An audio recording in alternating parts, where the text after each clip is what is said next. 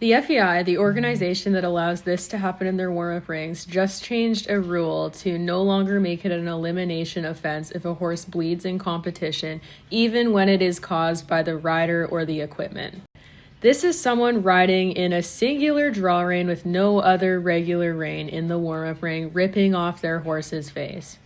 When things like this are being allowed to occur in the warm-up ring, there is even more reason to have stricter welfare protocols rather than softening them. This is just ridiculous. This shouldn't be allowed. A lot of people have tried to tell me that this new blood rule is not softening the regulation, that it's making it stricter, which is just simply not true. A regulation that has shifted to no longer make blood an elimination offense, even when it is caused by the rider or the equipment that they select, is not making things stricter. There are people who are selfishly more worried about being disqualified if their horse has blood on them from overreaching or another minor abrasion, that they would rather have horses be this poorly protected so that they don't have to run the risk of getting disqualified than have a rule that makes it so if people are abusing horses to the point where they cause blood, they are not allowed to compete.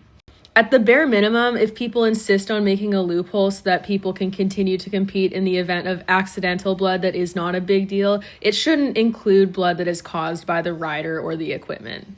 But all that aside, I want people to sit and reflect on whether or not they feel it is more important to protect horses in competition and their welfare, or if it's more important to let the riders compete.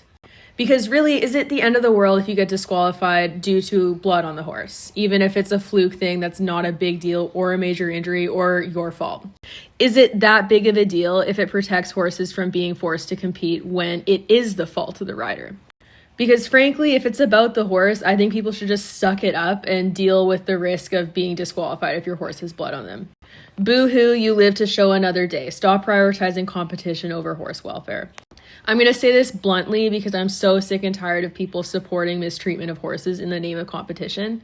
If you think stuff like this is okay, you are part of the problem. You are supporting mistreatment of horses and you are enabling cruelty just because the person who does it has a big name and jumps big jumps and competes at a high level. And if you really love horses, you'd give your head a shake and reflect on what you're defending.